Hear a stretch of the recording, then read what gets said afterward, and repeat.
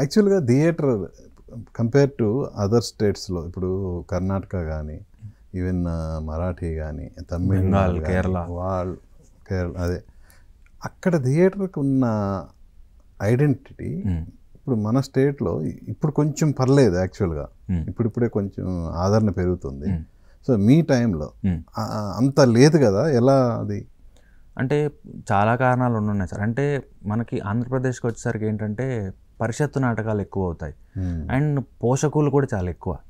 అంటే ఆయన పేరు మీదో, చనిపోయిన వాళ్ళ నాన్నగారి పేరు మీదో, లేకపోతే ఇప్పుడు పరుచూరి బ్రదర్స్ వాళ్ళ కొడుకు పేరు మీద చేస్తారు. అట్లా చాలా వరకు యాక్టివ్గా ఎక్కడో ఒక చోట, ఒక మండలంలోనో, ఒక జిల్లాలోనో, ఒక ఊరిలోనో పరిషత్తులు అవుతుంది. ఎగ్జాంపుల్ పరుచూరి బ్రదర్స్ వాళ్ళనే తీసుకుంటే వాళ్ళు ఎంత అద్భుతంగా చేసేవాళ్ళు. ఈవెన్ అంత వాళ్ళు చేయాలనుకునే తాపత్రయం ఉన్న వాళ్ళకే బ్రేక్ పడుతుంది. అంటే ఆ నిర్వహణ కానీ నిజంగా అది డబ్బుతో కూడుకునే వ్యవహారం కావచ్చు, అటు ఇంట్రెస్ట్ ఉన్న పరిషత్తులన్నీ వచ్చి పార్టిసిపేట్ చేసే ఇది తగ్గుతూ రావచ్చు ఆ ఇంట్రెస్ట్ అనేది. సో మెనీ రీజన్స్ ఉంటాయి. ఆడియన్స్ ప్రోత్సాహం అనేది లేకపోవటం కానీ ఏదైనా.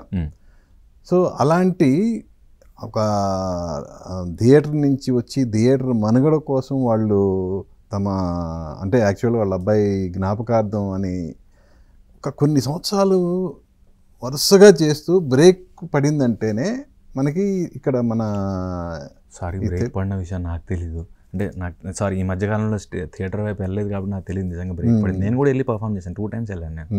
నాకు వాళ్ళ భోజనాలు చాలా ఇష్టం.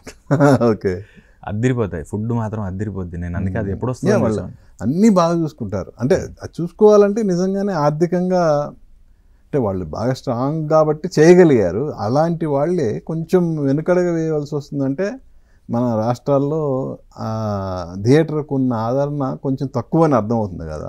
అంటే ఇది 2 రకాలుగా ఉంది సార్. ఇప్పుడు ఎట్లయితే ఇప్పుడు బుర్రా సాయి మాధవ్ గారు ఆయన స్టార్ట్ చేశారు, ఆయన చేస్తున్నారు.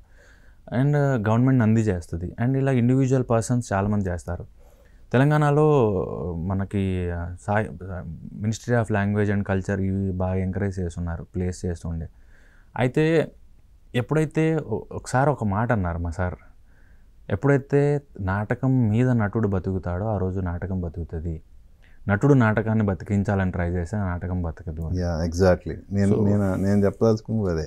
ఇప్పుడు ఎంత నటుడు తన జేబులోంచి తీసి నాటకాన్ని బతికించాలంటే అది కష్టతరం కదా. పుష్పలత నవ్విందే, వాళ్ళు 25,000 ఇచ్చారు, నాకు 40,000 అయింది. ఓకే, సో నాకు ఇంట్రెస్ట్ ఉండింది కాబట్టి నేను మిగతా 10 నేను వేసుకున్నాను. సో ప్రాబ్లం ఎక్కడొస్తుందంటే అది రిటర్న్ వచ్చి నటులకు డబ్బు ఇచ్చిన రోజు ఎక్కువ మంది ఇంకా ఇంట్రెస్ట్ చూపిస్తారు. ఇప్పుడు స్టేజ్ ఎక్కువ మంది ఎందుకు చేస్తున్నారంటే సినిమా వాళ్ళు ఎప్పుడైతే నాటకం వాళ్ళు ప్రిఫరెన్స్ చేయడం స్టార్ట్ చేశారో, నేను థియేటర్ ఆర్టిస్ట్ అండి అంటే వాళ్ళ పని కొంచెం ఈజీ అవుతుంది అని చెప్పి కొంతమంది అలా ఇంట్రెస్ట్ చూపిస్తున్నారు. కొంతమంది ఉన్నారు లైక్ రత్నశేఖర్ గారు, వినయవర్మ గారు, కొంతమంది యాక్టివ్గా థియేటర్ చేస్తున్నారు. కానీ థియేటర్ మీదే సర్వైవల్ అంటే కష్టం. ప్యారలల్గా ఇంకోటి ఏదో ఉండాలి సపోర్ట్. ఇప్పుడు బ్యాంక్ ఎంప్లాయీస్ చేసేవాళ్ళు, స్కూల్ టీచర్స్ చేసేవాళ్ళు, సాయంత్రం ఉద్యోగం అయిపోయిన తర్వాత సండేల్లో, హాలిడేస్లో. ఎగ్జాక్ట్గా అదే, అంత ప్యాషన్ ఉన్న వాళ్ళు ఉన్నారు కాబట్టే ఇప్పటికీ మన తెలుగు రాష్ట్రాల్లో నాటకం అనేది బతికుంది. అవును, ఇప్పుడు ఇందులో భాషా గారు ఉన్నారు ప్రీ వెడ్డింగ్ షోలో. ఆయన బ్యాంక్ ఎంప్లాయీ, ఆయన రెగ్యులర్గా ఇప్పటికే చేస్తారు. ఆ వెసులుబాటు ఓన్లీ నాటకం మీదే సర్వైవ్ అయ్యేటోళ్ళకి ఉండదు. అంటే ఇప్పుడు ఇంటికి డబ్బు పప్పు ఉప్పు కూరగాయలు రావాలన్నా డబ్బే కావాలి. అది నాటకం నుంచి రానప్పుడు అతను సర్వైవల్ ఎలాగా, నెక్స్ట్ ప్లేకి ఎలాగా, అండ్ అతని మీద ఇంకొకరు ఆధారపడితే పరిస్థితి ఏంటి, అక్కడ క్వశ్చన్ వస్తుంది. అందుకని ఇంకొక పని, డబ్బు తెచ్చే పని ఇంకొకటి ఆసరాగా ఉన్నప్పుడు నాటకం మీద చేయొచ్చు. లేదా నాటకం మీదే ఉండాలంటే అది ఇంకొకరికి నటన నేర్పడమో లేకపోతే లైటింగ్ చేయడమో. చాలామంది నా ఫ్రెండ్స్ ఉన్నారు, ప్లేస్కి లైటింగ్ చేస్తారు, క్లాసికల్ డాన్స్కి, ఈ షోస్కి లైటింగ్ చేస్తారు, లైటింగ్ డిజైనర్లుగా వర్క్ చేస్తారు. అది కొంత డబ్బు వస్తే నాటకం చేయొచ్చు. లేదు ఉద్యోగం చేస్తుంటే సాఫ్ట్వేర్ ఇంజనీర్ అయితే సాటర్డే సండే హాలిడే ఉంటుంది, నాటకం చేయొచ్చు. అడిషనల్ సోర్స్ ఉంటే నాటకం చేయొచ్చు. అది